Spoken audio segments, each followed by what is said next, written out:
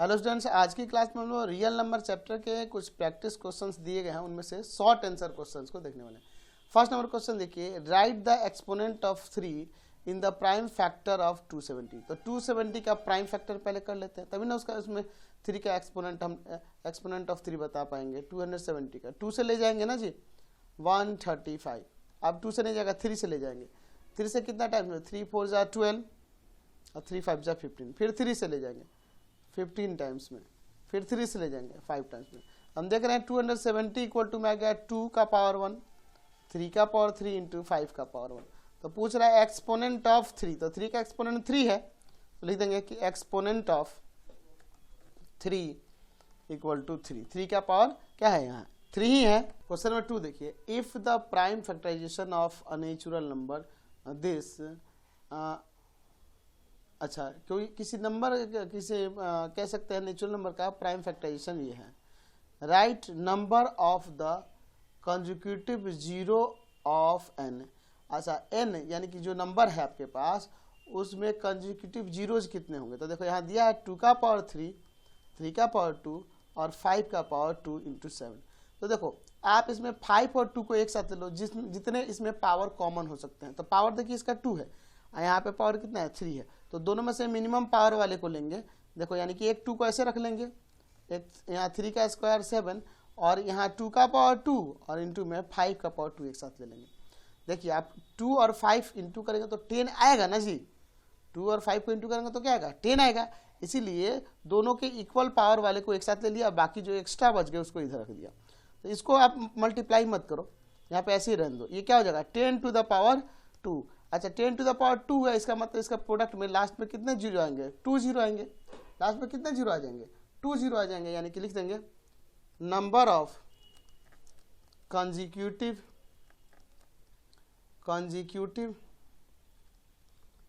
Zero equal to में कितना हो जाएगा जी 2। दो को कंसेक्यूटिव जीरो आएंगे। नेक्स्ट क्वेश्चन देखिए 3 number, if the product of 2 number is 108 and HCF is 3, what is their LCM। LCM क्या होगा, तो हम लोग जानते हैं कि LCM इक्वल टू होता है प्रोडक्ट ऑफ 2 नंबर्स बाई में क्या होता है HCF। तो प्रोडक्ट ऑफ 2 नंबर 108 है और HCF आपके पास 3 है, काट देंगे 3 6 36 में ये कट जाएगा, समझ गए। तो LCM क्या हो जाएगा 36। नेक्स्ट क्वेश्चन देखते हैं 4 number, the decimal expression of the rational number 43 by 2 का पावर 3 इंटू 5 का power 4 will terminating after how may place of decimal. कह रहा है कि 43 बाई 2 का क्यूब इंटू 5 का पावर 4 का जब डेसिमल एक्सपेंशन करेंगे तो इसको कितने डेसिमल प्लेस तक जाकर ये टर्मिनेट होगा। टर्मिनेटिंग तो है लेकिन कितने प्लेस तक जाके, तो देखो नीचे 2 का पावर 3 है और 5 का पावर 4 है, तो इनमें से जो हाईएस्ट पावर होगा ना उतना प्लेस तक, 5 का पावर 4 है ना, यानी कि इसका मतलब यह होगा कि ये डेसिमल के 4 प्लेस तक ये जाके टर्मिनेट हो जाएगा, समझ गए ना।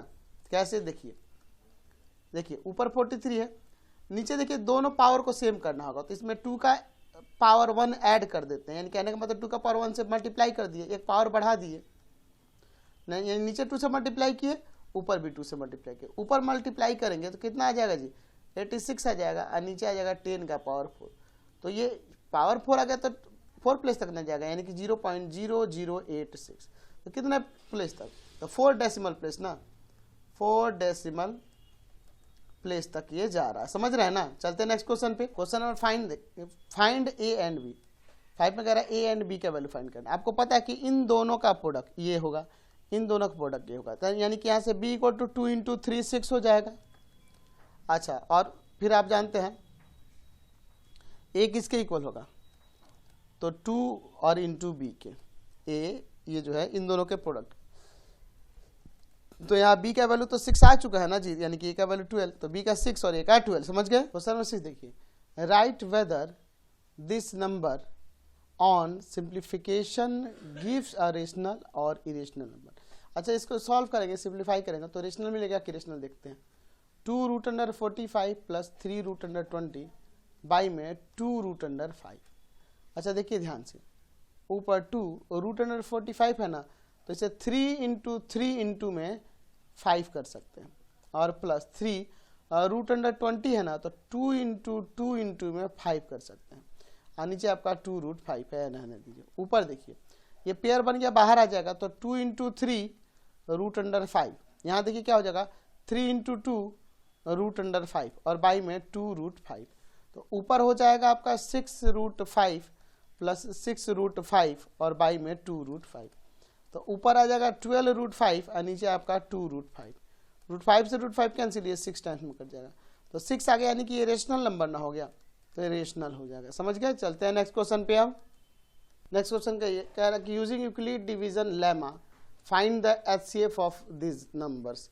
हमें एचसीएफ निकाला इन दोनों का, तो यहाँ देखिए ये जो दो नंबर हैं 867 और 255, तो 867 ग्रेटर है, यानी कि ए का वैल्यू हो जाएगा 867 और बी का वैल्यू है 255। ठीक है, यहाँ पे एल्गोरिथम लिखना चाहिए था, ठीक है, लेमा नहीं, यहाँ पे एल्गोरिथम लिखना चाहिए था, गलत लिख दिया यहाँ पे। ठीक है, चलिए देखते हैं, तो हम लोग क्या लिखेंगे भाई, यूक्लिड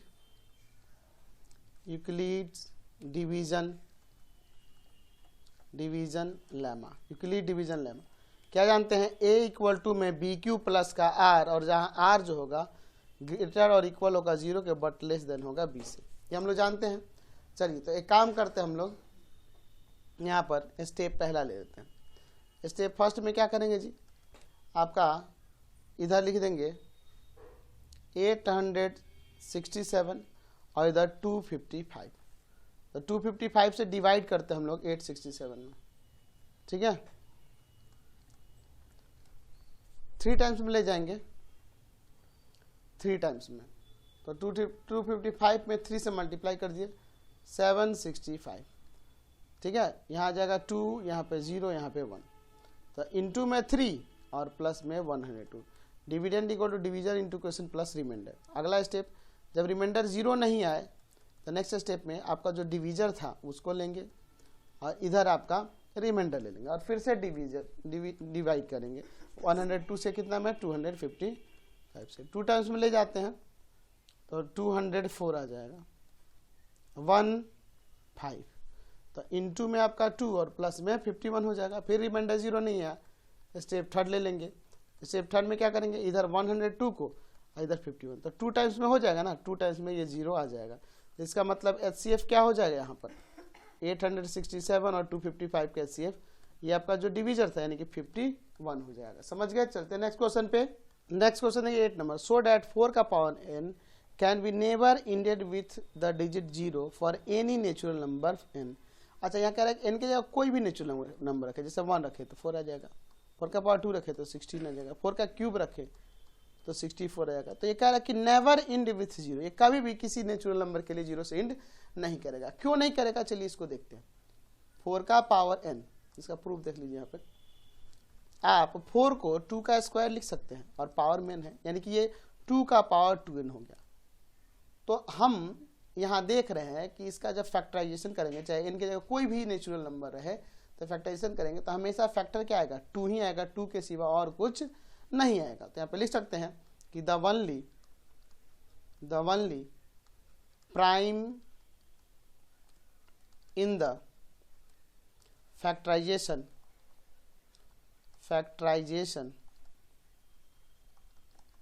ऑफ 4 का पावर n इज 2। इसके फैक्टराइजेशन में केवल क्या आएगा आपके पास, प्राइम नंबर से सिर्फ 2 आएगा, यानी कि लिख सकते हैं कि there is no other primes in the factorization of 4 का पावर n इक्वल टू है 2 का पावर 2n हो जा रहा है ना। लिख सकते हैं कि बाई यूनिकनेस ऑफ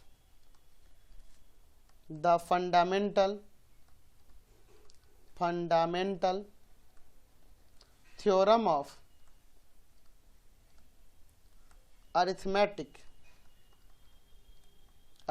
के फंडामेंटल थ्योरम से क्या लिख सकते हैं जी, लिख सकते हैं यहाँ पर कि इसमें सिर्फ जब 2 2 2 2 2 आएगा और कोई तो आएगा नहीं, लेकिन हम जानते हैं कि अगर 2 के साथ जब 5 इंटू में रहेगा तभी जाके आपका 10 होगा, 5 2 जा, है ना। तो लिख सकते हैं कि 5 does not occur in the prime factorisation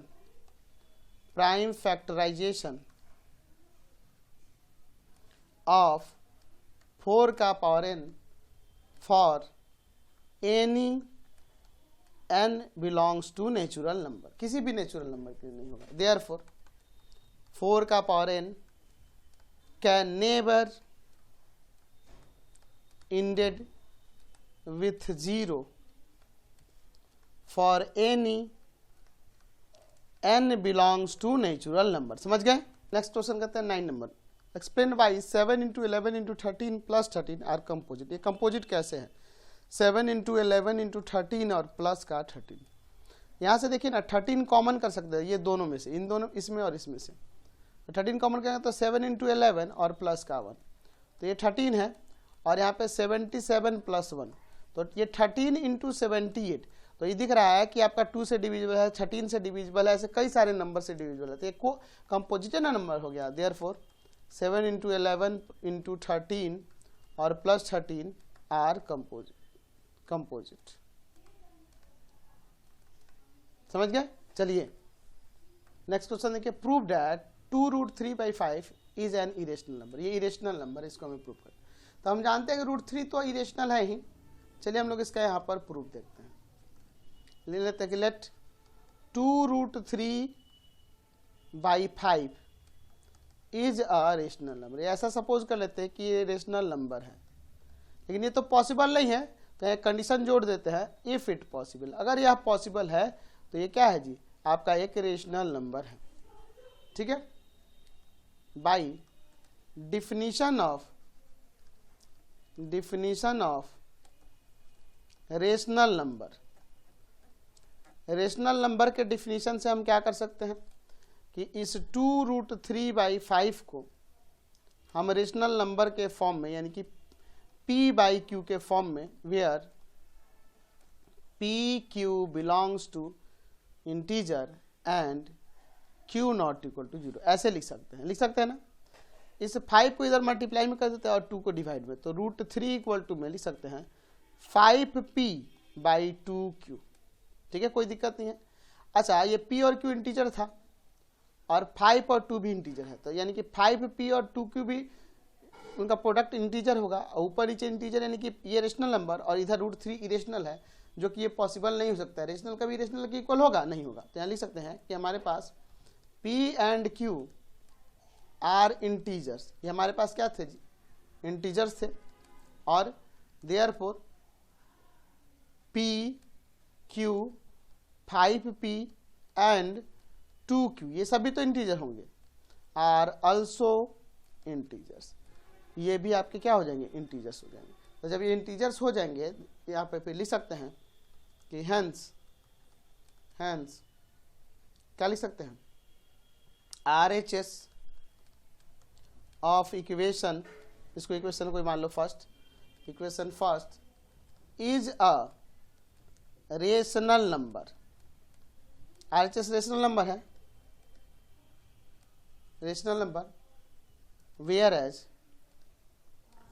as अगर हम LHS की बात करें, LHS of equation first is an irrational number. अच्छा, एक तरफ रेशनल और एक तरफ इरेशनल, ये पॉसिबल है? नहीं है ना। लिख सकते हैं इसी में विच इज नॉट पॉसिबल। ये पॉसिबल हो ही नहीं सकता, रेशनल कभी इरेशनल के इक्वल नहीं हो सकता है। तो इसका मतलब हमारा क्या कंक्लूजन निकला कि देयरफॉर जो हमने सोचा था वो हमारा गलत हो गया ना। आवर एजम्पशन दैट, क्या था हमारा एजम्पशन? एजम्पशन था हमारे पास 2√3/5, है ना, यही था ना। ये रेशनल है, ये हम लोग माने थे। Is wrong. ये हमारा एजम्पशन क्या हो गया, रॉन्ग हो गया। तो जब रॉन्ग हो गया तो ये रेशनल नहीं है तो क्या है, इरेशनल है। हेंस